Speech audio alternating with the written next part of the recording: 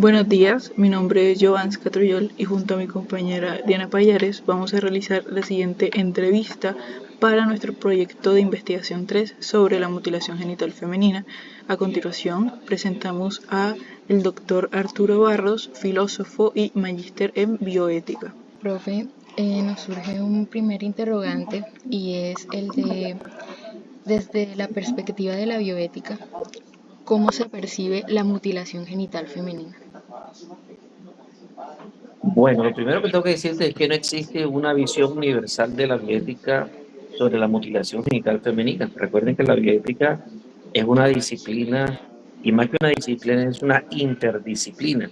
Es decir, que yo estaría abusando diciendo la bioética piensa esto. La bioética es una ética práctica que establece y revisa los casos, pero concretos, cada caso concreto. ¿Cierto? Porque no puede haber una respuesta única para el aborto, porque cada aborto es distinto, cada eutanasia es distinto, cada transfusión de sangre en un testigo es distinto.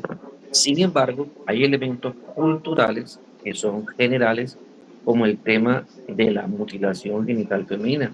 Quiere decir que en este caso no sería como de alguna manera, por decirlo, que se necesiten a todos los expertos que la bioética reúne para comentar algo sobre eso. En lo que podemos estar de acuerdo, cualquier bioeticista, es que esta tradición cultural es una tradición que se ha instaurado simplemente por algún concepto machista en algunas comunidades a nivel mundial desde tiempos inmemoriales y que se ha seguido utilizando, pero que ya en nuestra época, cuando ya se ha sido más sensible a los derechos humanos, a los derechos sexuales y reproductivos, a la integridad personal, a la autonomía, al bienestar, es decir, que en eso hemos tenido una evolución moral, entonces es cuando algunas tradiciones culturales podrían pensarse que son dañinas para las personas.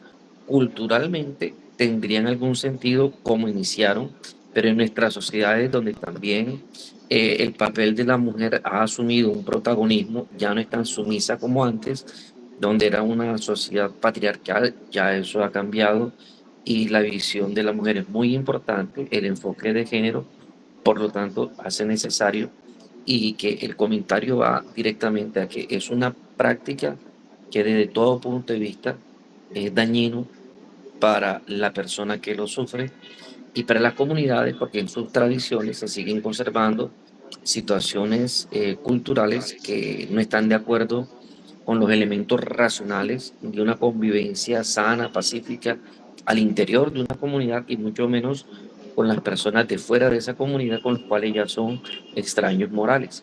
Entonces, de alguna manera se encuentra que desde el punto de vista general, creo yo, que cualquier feticista va a decir, bueno, realmente eso hace daño a la niña que se le está practicando la ablación genital.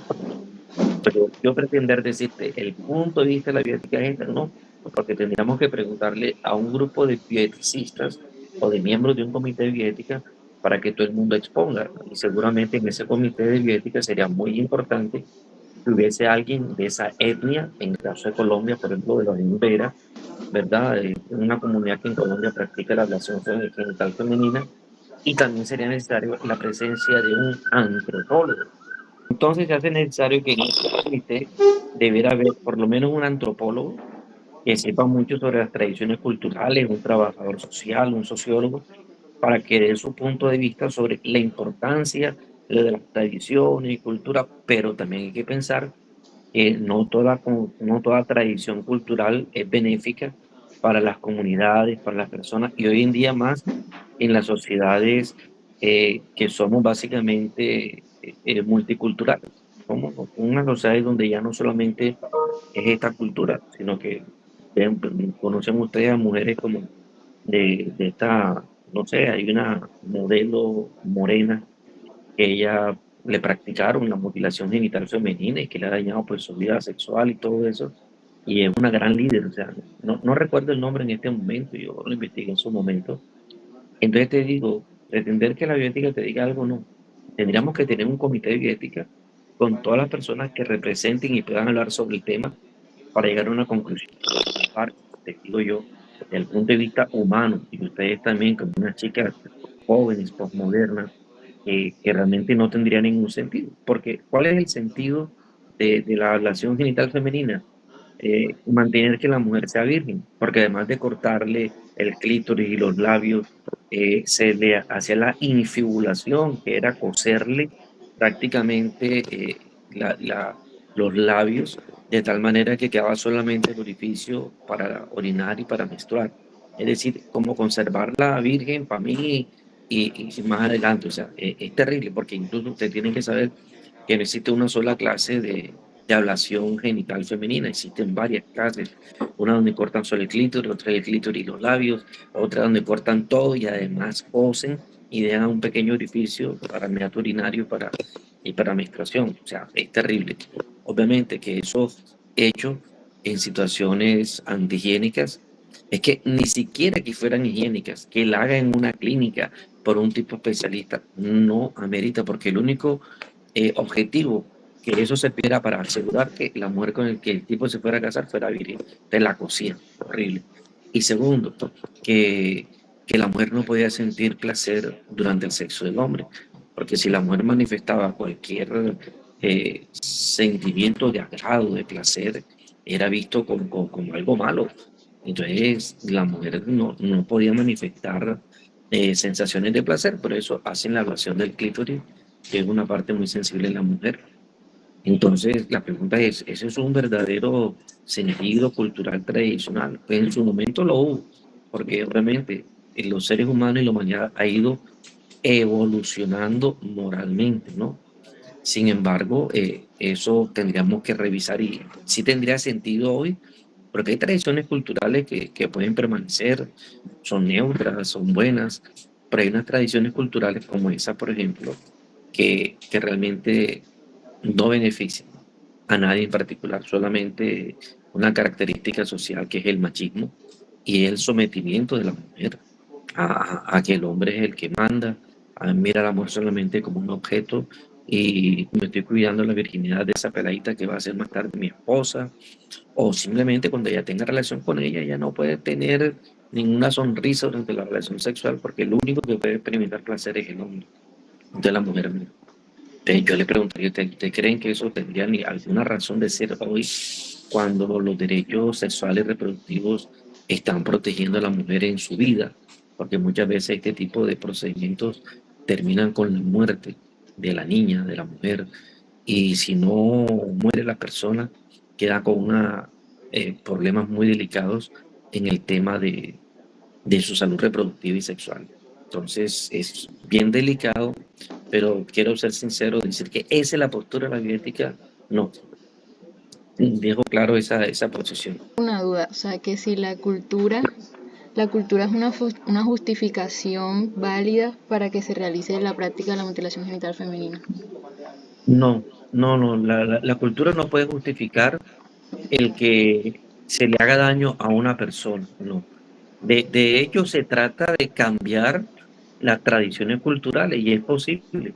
Un caso aquí en Colombia, a principios del siglo pasado, el siglo XX, llega a Colombia un antropólogo alemán, Reichel Dolmatov, y comenzó a trabajar con los Embera y creo que otras comunidades del Tolima o del Cauca, algo así, y comenzó a trabajar y gracias a ese trabajo, después de mucho tiempo, lo que se llaman unas 3 generaciones, es decir, unos 30 años cada generación, después de unos 90 años, creo que algunas de esas tribus ya firmaron algunos acuerdos con el gobierno anterior, tal vez, en que se comprometían a ya no seguir practicando eso, porque realmente ya no tendría ningún sentido. O sea, pregúntale a un pelado de hoy, oye, ¿a ti te gustaría que hicieran esto con tu novia, o con tu hija, con tu hermana? No, o sea, ya eso riñe contra todo. Y hoy en día somos mucho más sensibles.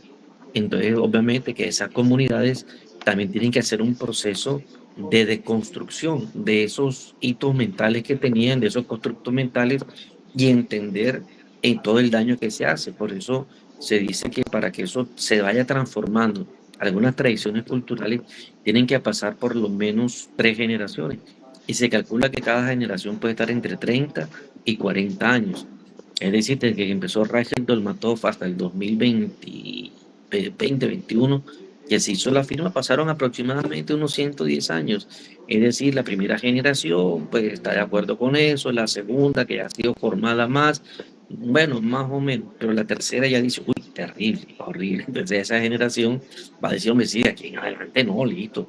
Esa tradición cultural que se hizo y un momento en que se reconoció que no estaba bien y había que suprimirla. Creo que ese ha sido el proceso, si no estoy mal, es con los Embera o otra comunidad, sino que no tengo muy claro los datos en este momento. Listo, doctor. Muchísimas gracias por responder nuestra pregunta acerca del tema de la mutilación genital femenina y por su colaboración y participación en la entrevista.